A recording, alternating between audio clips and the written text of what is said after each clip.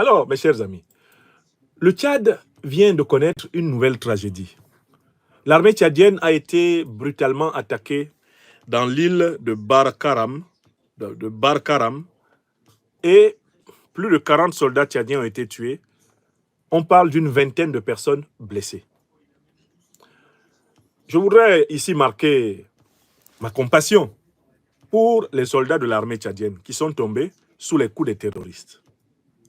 Mais si je vous parle ce soir, c'est surtout pour m'intéresser à la réaction du gouvernement tchadien et du chef de l'exécutif tchadien, eh bien, Mahamat Idriss Déby Itno. Cette réaction a été traduite par 2 communiqués dont j'ai pris connaissance. 2 communiqués qui m'inquiètent. D'abord, le communiqué de presse de la présidence de la République, cabinet civil, direction générale de la communication. Il est signé par la directrice générale adjointe de la communication, une certaine madame Halim Assadia Ali. Le communiqué dit: la présidence de la République informe l'opinion nationale et internationale qu'une base des forces de défense et de sécurité a été attaquée par des assaillants hier nuit, dimanche 27 octobre 2024, à Barkaram, une île située à l'ouest de Ngouboua, dans le département de Kaya, province du Lac. Cette attaque a tragiquement fait une quarantaine de morts parmi nos soldats. Alerté de la situation, le président de la République, chef de l'État et chef suprême des armées, Mahamat Idriss Déby Itno, s'est rendu sur le site tôt ce matin. Il a pu constater la situation sur le terrain, rendre hommage aux soldats disparus, exprimer sa compassion envers les blessés et remonter le moral de ses frères d'armes. En tant que garant de la sécurité du pays et chef suprême des armées, le chef de l'État Mahamat Idriss Déby Itno a donné le coup d'envoi de l'opération Haskanit pour poursuivre et traquer les assaillants jusqu'à leur dernier retranchement. Le président de la République tient à rassurer les populations de la zone ainsi que les forces de défense et de sécurité de son engagement indéfectible à défendre et sécuriser l'ensemble du pays. N'Djamena, le 28 octobre 2024, la directrice générale adjointe de la communication, Madame Halim Assadia Ali. Mes premières remarques à propos de ce communiqué. Dans ce communiqué, comment est désigné l'ennemi? L'ennemi est désigné par l'expression « assaillant ». Ce qui laisse penser que, pour la communication de la présidence tchadienne, on n'a pas nécessairement affaire à une attaque des groupes dits terroristes, Boko Haram, l'État islamique, et qu'on pourrait avoir affaire à une attaque d'opposants politiques, opposants militaro-politiques. Et Dieu seul sait que le Tchad en compte plusieurs groupes qui opèrent dans ces zones, autant aux frontières ouest, aux frontières est qu'aux frontières nord du Tchad. Il existe encore au Tchad des groupes armés politiques qui ne sont pas directement, en tout cas assimilables, aux groupes armés terroristes, Boko Haram et l'État islamique. Donc quand j'ai lu le communiqué de la présidence tchadienne, je me suis dit que le président tchadien estimait que ce sont ses opposants militaro-politiques qui étaient responsables de cette attaque. Et que l'opération qu'il a appelée Haskanit avait pour but de combattre une rébellion en fait. Mais cette première hypothèse a été troublée lorsque j'ai lu le deuxième communiqué du gouvernement tchadien. Le deuxième communiqué du gouvernement tchadien est celui qui est venu de la primature. La primature, de la République du Tchad, et notamment le ministère, à travers le ministère des Affaires étrangères, de l'intégration africaine des Tchadiens de l'étranger et de la coopération internationale. Et là, c'est signé par M. Abderrahmane Koulamala, qui est le ministre d'État, ministre des Affaires étrangères, de l'intégration africaine, des Tchadiens de l'étranger, de la coopération internationale, porte-parole du gouvernement. Là, j'entends un nouveau son de cloche.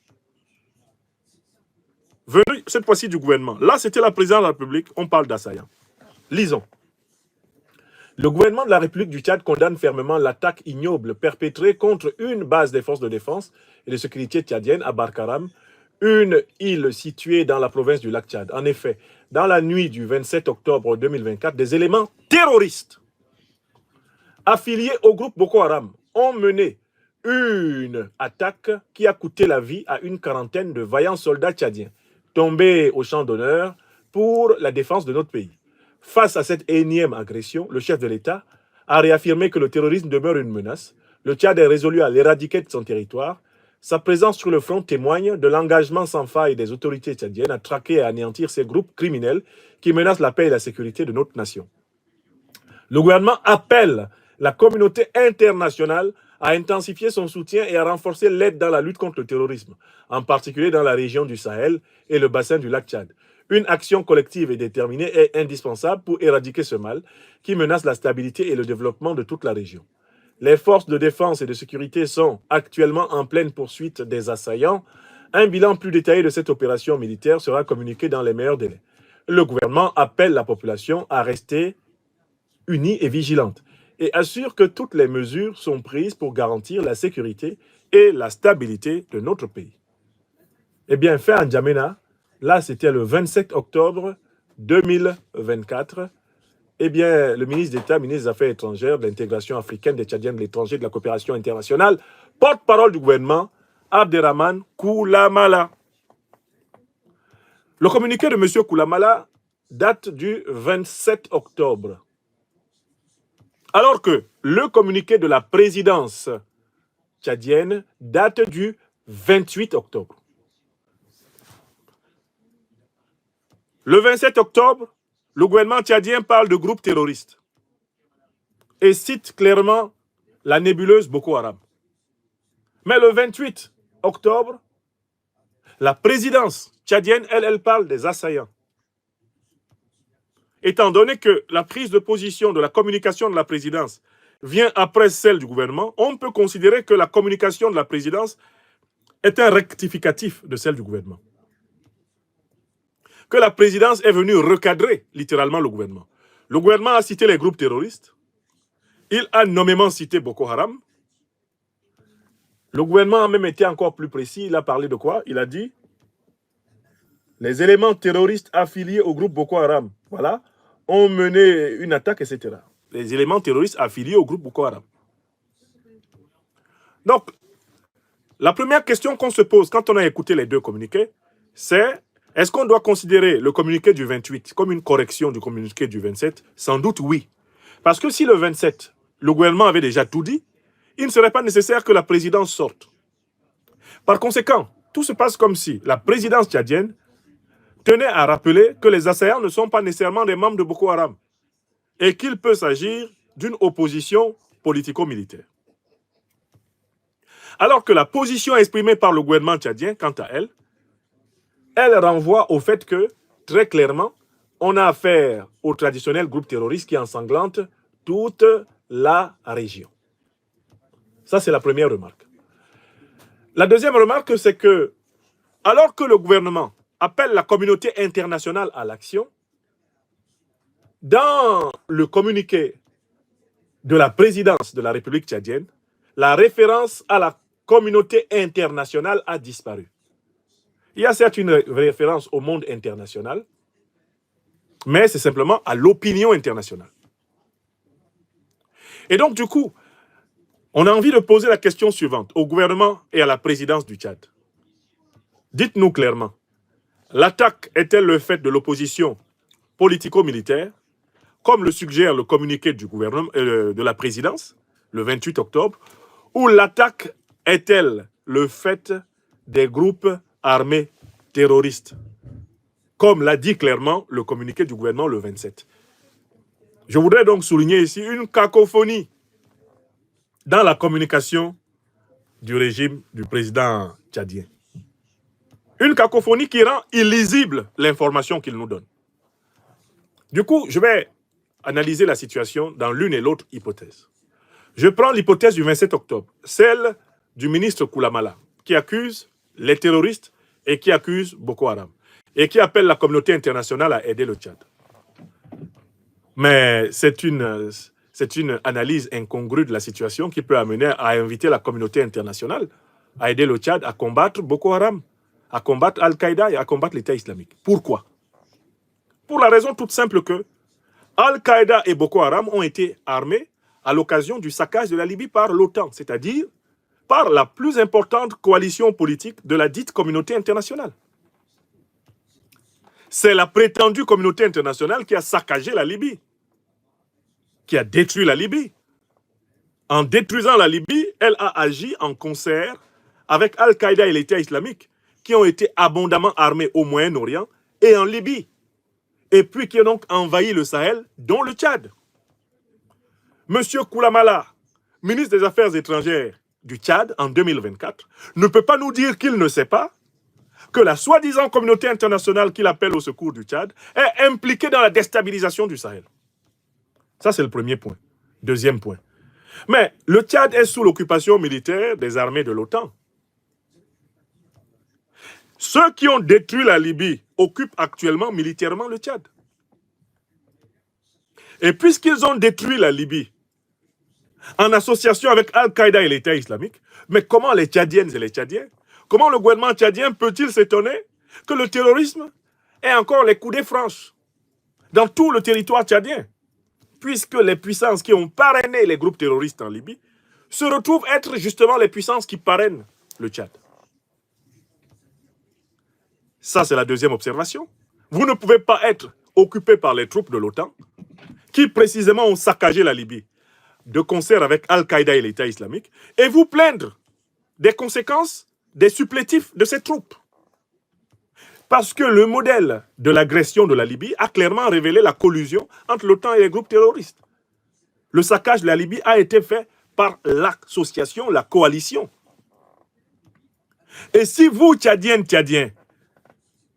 du gouvernement, vous dormez encore, mais regardez ce qui s'est passé à Tinzaouaten au Mali.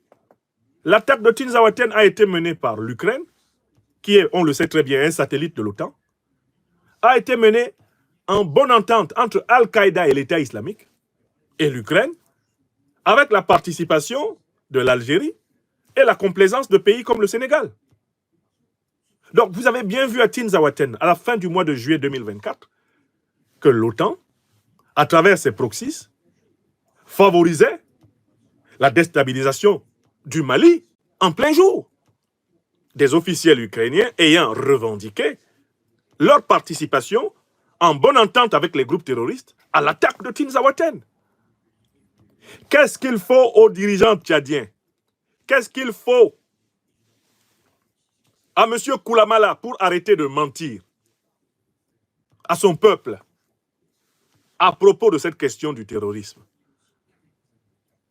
Quelle que soit la manière d'aborder la question terroriste aujourd'hui en Afrique, il y a un principe que le Mali, le Burkina Faso, il y a un principe que le Mali, le Burkina Faso et le Niger ont compris et qui leur vaut de grandes victoires contre les terroristes.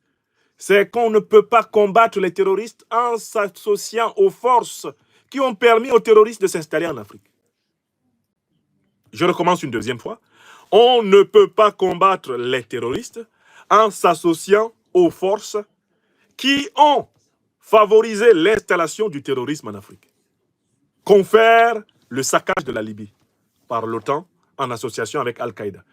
Et vous savez en plus pourquoi l'OTAN l'a fait. C'était pour empêcher que l'Afrique se libère de la suprématie du dollar, de l'euro et du franc CFA. Vous le savez, vous, dirigeants tchadiens. Vous, M. Koulamala, vous savez très bien.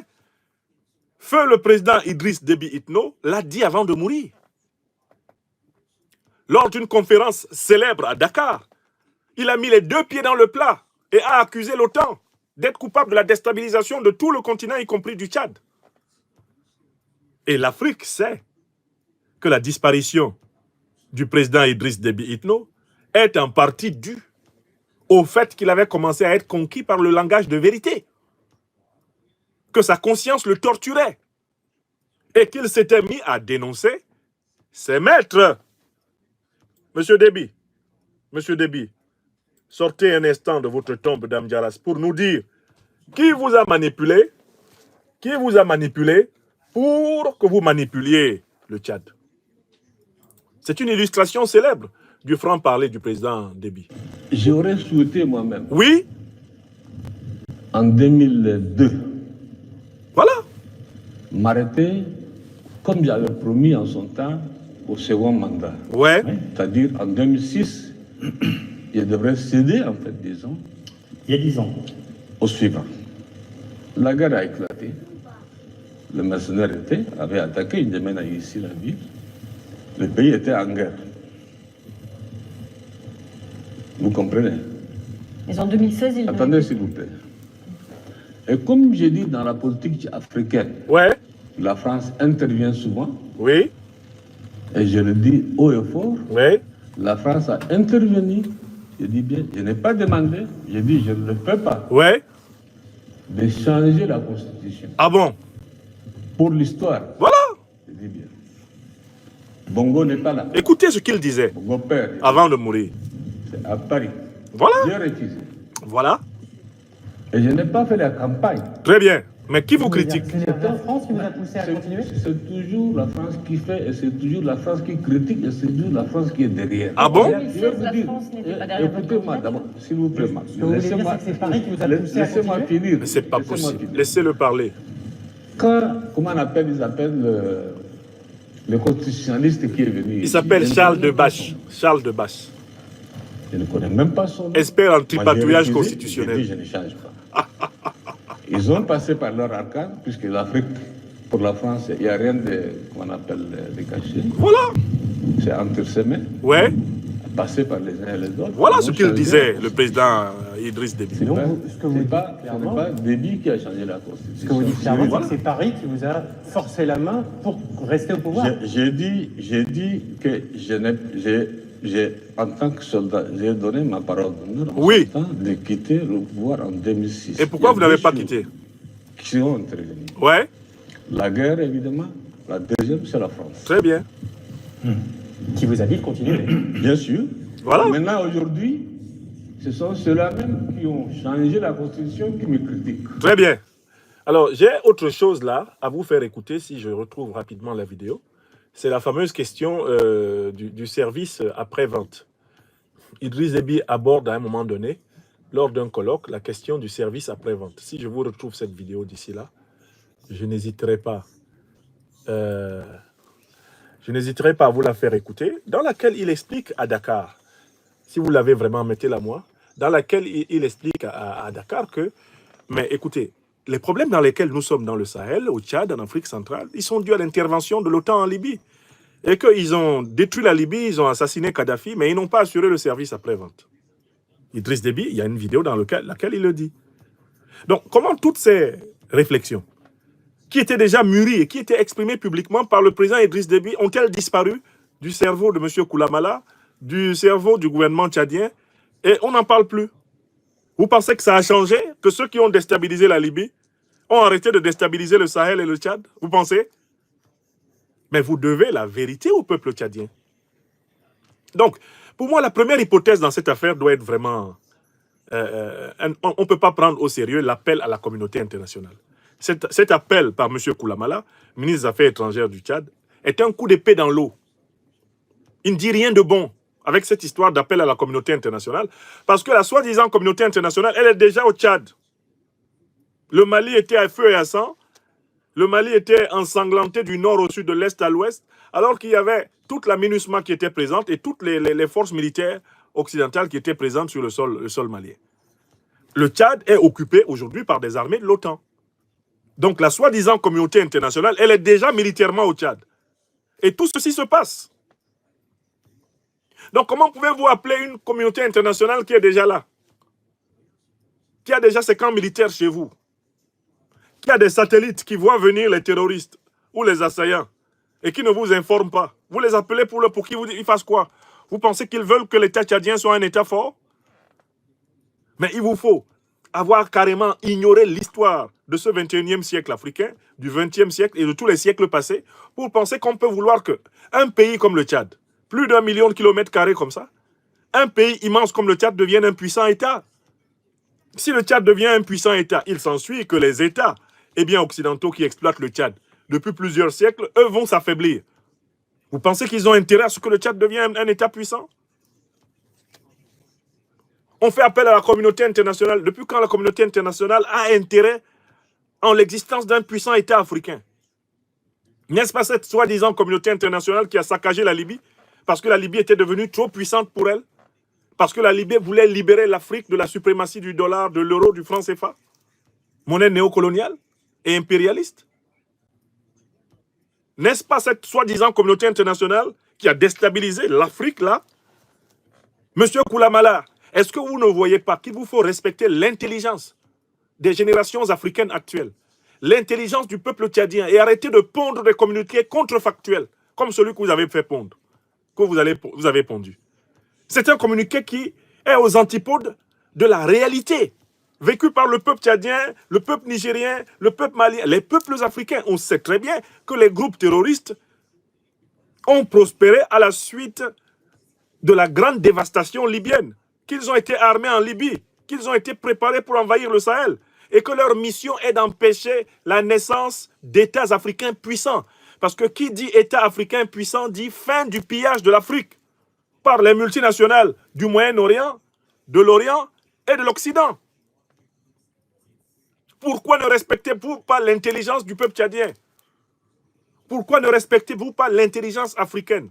Ces choses sont désormais établies. Des thèses sont sorties, des doctorats sont sortis en université.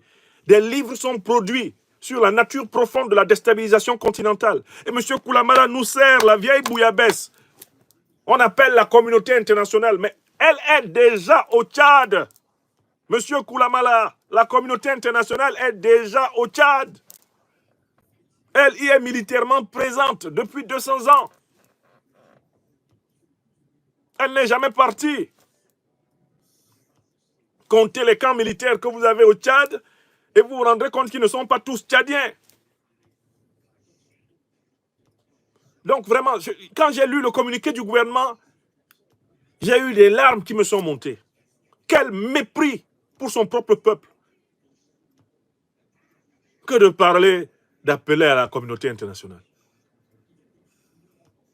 Ce n'est pas la communauté internationale qu'il faut dans cette affaire. Ce qu'il faut dans cette affaire, ce sont des alliances qui libèrent. Et je vais faire mes propositions aux autorités tchadiennes en concluant ce point sur la conférence. Bon, j'examine la deuxième hypothèse. J'ai dit qu'il y avait deux hypothèses, parce que chaque communiqué nous a dit autre chose. Le communiqué du gouvernement dit ce sont les terroristes. Mais si ce sont les terroristes, on ne peut pas les combattre en s'appuyant sur leurs parrains. Ce n'est pas possible. L'OTAN a parrainé les groupes terroristes pour attaquer la Libye, le Sahel et tout le reste. Et c'était fait exprès. On ne peut pas s'appuyer sur les puissances de l'OTAN pour combattre les terroristes, parce que les puissances de l'OTAN ont favorisé l'invasion terroriste de l'Afrique. Ça fait partie de leur plan pour imposer leur présence militaire. Donc, M. Koulamala et son gouvernement, c'est 0 sur 20. Communiquer 0 sur 20. Si on pouvait même mettre des notes en deçà de 0, on trouverait des notes en deçà de 0 pour ce communiqué qui a un navet insipide. C'est-à-dire que ce sont des choses que les Africains n'écoutent même plus. Des jeunes Tchadiens qui sont éveillés à la connaissance géopolitique et géostratégique africaine aujourd'hui, quand ils lisent le communiqué de M. Koulamala, ça donne envie de vomir. Il n'a rien dit. Et le problème, c'est qu'il y a plus de 40 soldats assassinés. Et plusieurs blessés, parmi lesquels des gens qui vont mourir. Le bilan est loin d'être arrêté dans cette affaire. D'autres attaques se préparent. Bon, il y a une deuxième hypothèse. C'est l'hypothèse qui est formulée par le communiqué de la présidence. La présidence parle d'assaillants. La notion d'assaillant est différente de la notion de terroriste. Les assaillants, ça peut donc être des citoyens tchadiens qui aspirent à prendre le pouvoir par les armes, puisqu'ils estiment illégitime et illégal le pouvoir qui est installé en N'Djamena, à la suite de la succession et des élections tchadiennes. Mais dans ce cas, ça pose toujours un problème. Ça veut dire que la réconciliation tchadienne est à l'arrêt. C'est-à-dire qu'on n'a pas encore, cette fois-ci, trouvé un moyen d'apaiser les blessures internes du peuple tchadien. S'il y a des Tchadiennes et des Tchadiens qui ressentent la nécessité encore de prendre des armes pour prendre le pouvoir, c'est bien parce que les problèmes que rencontre le peuple tchadien en profondeur ne sont pas résolus. C'est parce que la paix, la joie et l'amour ne règnent pas dans les cœurs des principales forces politiques, communautés qui composent le peuple tchadien, qu'il y a des groupes qui continuent à ne croire qu'en la capacité de prendre le pouvoir par les armes au Tchad. Et donc, il faut se poser la question de savoir quelle est la bonne méthode pour réconcilier ce pays. S'il y a encore des groupes politico-militaires qui ressentent la nécessité d'utiliser les armes pour prendre le pouvoir et qu'on appelle justement les assaillants dans le communiqué de la présidence. Ça pose le problème de savoir, mais qu'est-ce qu'on a fait pour convaincre la majorité des Tchadiens de l'intérieur et de l'extérieur qu'il y a désormais une place dans leur pays pour chacune et chacun d'entre eux. Ça pose le problème de la réconciliation en profondeur du pays. Est-ce qu'on a mis fin à l'usage abusif de la violence, de l'intimidation, de la menace? Est-ce qu'on a mis fin aux pratiques scabreuses de corruption? Est-ce qu'on a essayé de rendre davantage ce pays à ce peuple? Est-ce qu'on a apaisé les tensions et les blessures? Le fait qu'il y ait des groupes de Tchadiens qui veuillent toujours prendre le pouvoir par les armes pose ce problème. D'où je conclus maintenant en proposant mes modestes recommandations. D'abord, recommandation dans la première hypothèse. Imaginons que ce soit des terroristes qui ont attaqué à Barkaram. Alors, ça veut dire très clairement que le Tchad doit clairement choisir entre le monde multipolaire et le monde unipolaire. Le président Mahamat Idriss Déby Itno a donné l'impression ces derniers temps de faire du touadérisme. Qu'est-ce que c'est que le touadérisme? C'est l'hésitationnisme, c'est une espèce de flou et d'incertitude dans la construction des alliances qui libèrent. Un pas vers la France-Afrique, un pas vers le monde multipolaire. Ça donne 0 pas, c'est du surplace. Il faut que le président Mahamat Idriss Déby Itno clarifie sa volonté ou non de poursuivre le combat de la souveraineté africaine dans son pays. Je lui ai toujours dit, par mes communications internationales, que l'une des chances qu'il a de trouver un chemin de communion avec le peuple tchadien, c'est d'être le libérateur du Tchad, de l'occupation des troupes néocolonialistes et impérialistes. Si Mahamat Idriss Déby Itno atteint cet objectif, il aura rempli l'une des premières conditions pour être l'un des artisans de la renaissance et de la réconciliation tchadienne. Cela ne peut pas être fait sans un choix géopolitique et géostratégique ferme et clair. Pour une alliance forte avec la Confédération de l'Alliance des États du Sahel, donc avec un ancrage à travers le Niger, le Burkina et le Mali, dans la grande alliance sahélienne, d'un côté, de l'autre côté, un ancrage auprès des puissances du monde multipolaire, la Chine, l'Iran, la Russie, qui peuvent l'aider à faire contrepoids, parce que ces maîtres actuels, ceux qui estiment que le Tchad est leur propriété depuis la période coloniale, ne manqueront pas à ce moment de stimuler une contre-offensive sévère contre lui.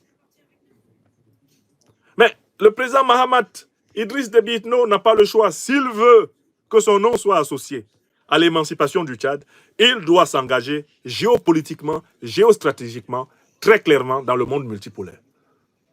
Il doit chercher à engager le Tchad dans l'alliance des États du Sahel. Et pour cela, en réalité, il doit engager maintenant le travail de retrait de toutes les troupes néocoloniales et impérialistes du sol tchadien.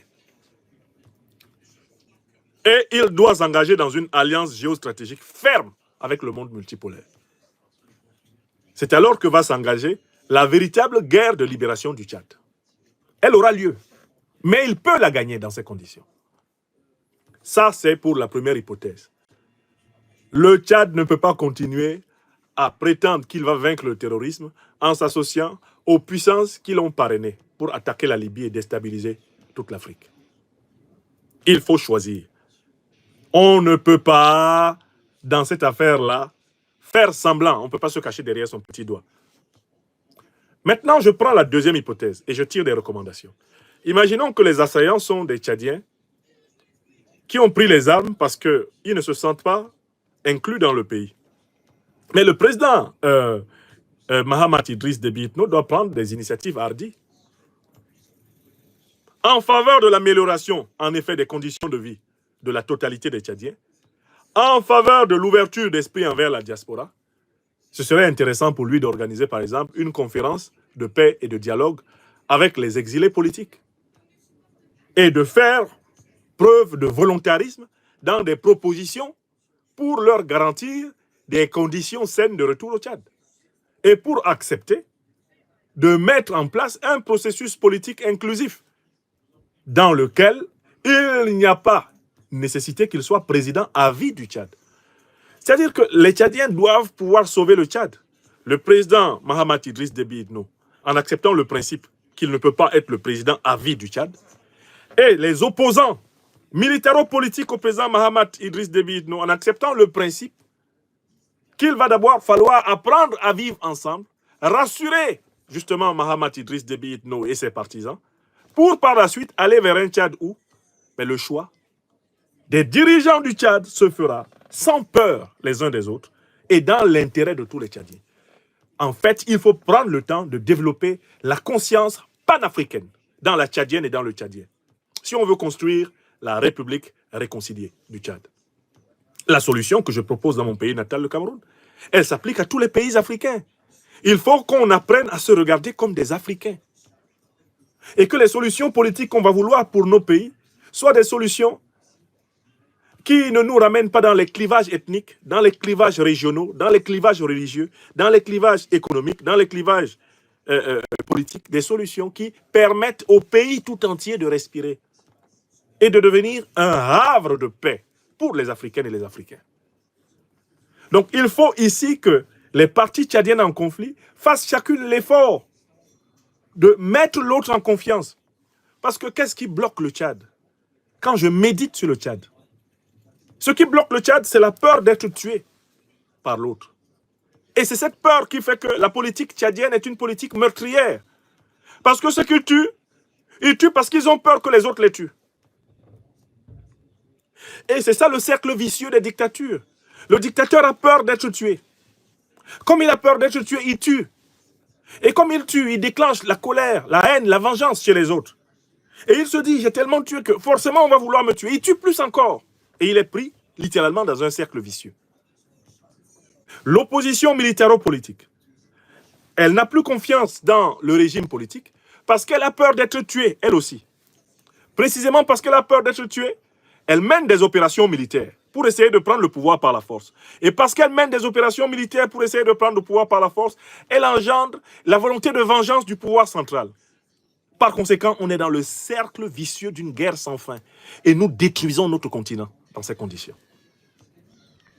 Quand je médite sur la question tchadienne, je découvre au cœur de chaque Tchadienne, de chaque Tchadien, cette peur légitime d'être tué par l'autre. Que ce soit dans les partisans du pouvoir, ceux qui exercent le pouvoir, ou dans les oppositions, que ce soit l'opposition civile, ou les opposants militaro-politiques, qui sont exilés partout à travers le monde, il y a dans l'âme tchadienne la conscience du risque de la mort par le fait de l'autre, qui considère que faire de la politique, c'est prendre le pouvoir en ayant tué l'autre. Cette pensée empoisonne complètement la politique tchadienne. Comme empoisonne la politique tchadienne l'image épouvantable de notre frère bien-aimé Yaya Dilo Djeroumbéchi avec une balle logée dans le crâne, en plein Djamena, et le siège de son parti détruit. Quelle confiance veut-on générer au Tchad si celui qui n'est pas d'accord, c'est celui qui est mort? Comment pourra-t-on efficacement lutter contre le terrorisme dans des conditions où la peur règne sur toutes les colonnes? La peur règne sur toutes les colonnes. Comment peut-on lutter contre le terrorisme dans ces conditions? Excusez-moi mes chers amis, je place mieux un téléphone pour qu'il se charge parfaitement. Comment pourra-t-on en effet faire progresser la nation tchadienne si la peur règne sur toutes les colonnes? Ça, c'est la grande question. Et le président Mahamat Idriss Déby Itno, qui pensait peut-être avoir résolu ce problème en se rapprochant de celui qui était son opposant avant de devenir son proposant, Succès Masra, mais ce problème n'est pas résolu. Tout politicien tchadien, quel que soit son bord, vit avec la peur d'être tué par les autres. Quel pays on peut développer si on a peur les uns des autres? Si on dort le soir en se disant peut-être que le matin ils seront à la porte pour me tuer. Il faut que notre peuple africain du Tchad soit libéré de la peur. Il faut que les dirigeants tchadiens soient libérés de la peur. Il faut que l'opposition civile, l'opposition militaro-politique soit libérée de la peur d'être tuée. Il faut qu'il y ait cet effort de concevoir qu'il y a de la place, il y a de la richesse, il y a des opportunités de travail, il y a des opportunités de bien-être pour toutes les Tchadiennes et tous les Tchadiens au Tchad. Et qu'il suffit de trouver une formule intelligente pour vivre harmonieusement ensemble pour des siècles. Et pour cela, se délivrer mutuellement de la peur d'être tué par l'autre. Se délivrer mutuellement de la peur d'être tué par l'autre. Si quelqu'un pouvait donner au Tchad la joie, le bonheur, l'amour, en lieu et place mais de la douleur, de la perte des siens, il n'y a aucune famille tchadienne qui ne soit pas traversée par cette douleur. Il n'y a aucune famille tchadienne qui n'ait pas ses martyrs. Si les Tchadiens pouvaient avoir la certitude qu'on ne va pas chercher à les tuer quand ils vont exprimer un point de vue différent, le Tchad serait transformé comme par un coup de baguette magique en une puissante nation africaine. Mais la peur d'être tué, elle paralyse le pouvoir. Elle paralyse l'opposition civile. Elle paralyse l'opposition militaire. Et le pays est pris dans une succession d'engrenages de violence. Même quand on est allé dans un processus électoral, comme celui que revendique aujourd'hui le pouvoir tchadien, il y a toujours des actes qui sont posés, qui réactivent dans la population le principe de la peur. L'enseignement que le pouvoir ne cherche pas à obtenir le consentement légitime de la population, mais la soumission brutale. Mais une fois que ça s'est réactivé dans la tête de la Tchadienne et du Tchadien, c'est fini. Le pays fonctionne du mieux qu'il peut fonctionner, chacun craignant que l'autre le tue.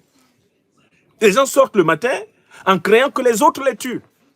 Et donc, pour se défendre, ils sont prêts à tuer les autres. Je suis prêt à te tuer parce que je sens que tu peux me tuer à tout moment. On ne peut pas vivre ensemble dans ces conditions. Il faut donc que des initiatives de dialogue politique beaucoup plus hardies vers l'opposition civile et vers l'opposition militaro-civile, que ces initiatives soient prises. Mais elles ne peuvent pas être prises s'il n'y a pas une conscience panafricaine qui naît dans tous les groupes politiques et qui devient le principe du regard qu'on l'on porte sur l'un sur l'autre, sudiste sur nordiste, gens de l'ouest sur gens de l'est, gens du centre sur gens du nord, qu'on se regarde en africain, un peu partout en Afrique, et qu'on voit les problèmes que nous avons et qu'on essaie de les résoudre. C'est ce que je souhaite pour le Tchad. Donc voilà mes recommandations. Mais je voudrais vraiment dire au ministre des Affaires étrangères, Koulamala, d'arrêter ces communiqués-là, d'arrêter ces appels impuissants, creux, vides, vagues à la communauté internationale. Une notion d'ailleurs farfelue, la notion de communauté internationale. Ça ne correspond à rien. La communauté internationale n'existe pas. C'est une fiction. Dans le terrain international règne précisément ce que le philosophe Thomas Hobbes a appelé l'état de nature. C'est le rapport de force entre les puissances. C'est cela la communauté internationale.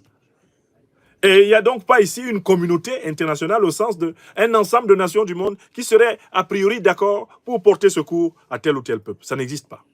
Il existe des logiques de puissance. Et il faut assumer les logiques de puissance dans lesquelles on engage son pays. Le président Mahamat Idriss Déby Itno a la responsabilité d'engager le Tchad dans une logique de puissance, de nature à rendre le peuple tchadien souverain. C'est la seule manière pour lui de rattraper tout le passif lourd et négatif dont il est porteur, puisqu'il est aussi l'héritier du bilan de son père. S'il ne réussit pas cette bascule géopolitique et géostratégique, mais son régime va connaître une fin similaire à celle du régime de son père. Et il n'aura servi à rien qu'il soit président du Tchad. Son père commençait à sentir, dans les dernières années de sa vie, que la mission essentielle qu'il aurait dû accomplir pour le Tchad n'était pas accomplie. Et je suis convaincu, rétrospectivement aujourd'hui, qu'il a disparu pour avoir pris de façon un peu crue conscience de tout cela. Parce que la liberté de ton qu'avait le président Idriss Déby Itno, quelque temps avant sa mort, elle était considérée, même par ses adversaires au Tchad, même par ses ennemis, elle était considérée comme risquée. Mais en fait, il avait gros sur la conscience. Parce qu'il avait sacrifié les plus jeunes années de sa vie opprimé, à mater son peuple pour des intérêts étrangers à son peuple. Et il voyait l'état dans lequel lui-même s'était rendu. Je me souviendrai toujours de cette vidéo dans laquelle il dit, Idriss Déby Itno, père, il dit, je ne suis pas un homme heureux. Le président Mahamat, le fils de son père, doit se demander si lui, il sera un homme heureux. S'il arrive à l'âge de son père, est-ce qu'il sera un homme heureux? Le maréchal a dit qu'il n'était pas un homme heureux. Vous voulez gouverner le Tchad, mais vous ne voulez pas être un homme heureux? Alors que l'ambition ultime de votre père eût été d'être enfin heureux en gouvernant le Tchad. Alors, il n'y aura pas de bonheur à gouverner le Tchad. Il n'y aura aucun mérite à gouverner le Tchad si le Tchad n'est pas libéré de l'occupation militaire. Néocolonialiste et impérialiste. 1. Si les filles et les fils du Tchad ne sont pas réconciliés par l'extirpation de la peur d'être tués. Car en fait, la haute criminalité politique au Tchad est nourrie par la peur d'être tué. On tue parce qu'on craint d'être tué. Et justement parce qu'on tue, on donne des raisons aux autres de vouloir nous tuer. Ce qui crée un cercle vicieux. Ce cercle doit être brisé par une véritable volonté d'être des Africains libres, souverains et prospères ensemble en Afrique. Et pour cela, il faut renoncer au mythe de la confiscation à vie du pouvoir d'État. Il faut commencer à faire le deuil de ces notions. Le pouvoir d'État est fait pour moi, c'est toujours moi qui dois être le président, jusqu'à ma mort. Cette manière de penser, c'est elle qui a fait du président Idriss Déby un président malheureux. Du président Hissène Habré, finalement, un président malheureux. Du président Goukouni Weddey, un président... Tous ceux qui, de près ou de loin, ont cru qu'il suffisait de rester au pouvoir pour réaliser la finalité du politique. Ce sont des hommes qui, au final, auront desservi leur peuple. C'est vrai de mon Cameroun natal. M. Biya ne peut pas prétendre être un homme heureux au regard de tout ce qu'il a accumulé comme passif et de tout ce qu'il laisse sur ses prétendus héritiers politiques. Toutes les souffrances des Camerounais qui vont être réclamées à ses héritiers politiques sous forme de dette morale, dette sociale, dette économique, dette politique, dette spirituelle, dette anthropologique, dette vitale, selon la loi d'action-réaction. Voilà, mes chers amis, ce que je voulais vraiment faire observer ici. Donc, mon souhait est vraiment que les dirigeants tchadiens s'organisent pour assumer leurs devoirs géostratégiques et géopolitiques. La révolution sahélienne doit s'emparer du Tchad. Mon souhait est que la peur de la mort soit extirpée du cœur des Tchadiennes et des Tchadiens, de tous les bords, par l'acceptation mutuelle comme étant des Africaines, des Africains. Que la conscience africaine s'empare de notre peuple au Tchad, de tous les peuples africains. J'ai écrit un livre appelant à la révolution de la conscience panafricaine au Cameroun, comme condition de sortie de la crise actuelle. Il faut qu'on se regarde comme des Africains. Si on réussit à se regarder comme cela, un peu partout à travers l'Afrique, on va donc chercher à arranger notre continent, pays par pays, pays avec pays. On va considérer que ça, c'est le legs de nos ancêtres et du Tout-Puissant, et que nous avons une chance énorme avec ce continent. Il nous faut regarder l'africanité comme une chance, comme une potentialité énorme, comme une richesse. Et cesser cette affaire de « Ah, c'est les Arawa, ah, là, c'est un Sahara, ah, là, c'est les gens de Bongo ». Regardons-nous comme Africains. Renonçons à nous accaparer des richesses de la terre, parce que nous les perdons toutes lorsque le temps de notre vie charnelle est arrivé. Il faut essayer d'en faire l'usage le plus juste pour avoir justement une vie qui touche à cette chose-là qui manquait tant à Idriss Déby Itno père, ben le bonheur. Le bonheur, en fait, c'est ce qui vient lorsqu'on a accompli son devoir. Lorsqu'on a agi de la meilleure façon possible pour soi et pour les autres. Donc ça se mérite. Ça ne vient pas comme ça. Il faut mener des actions, il faut poser des actes qui permettent aux autres d'être heureux. Pour être soi-même heureux. On ne peut pas être heureux tout seul. C'est impossible.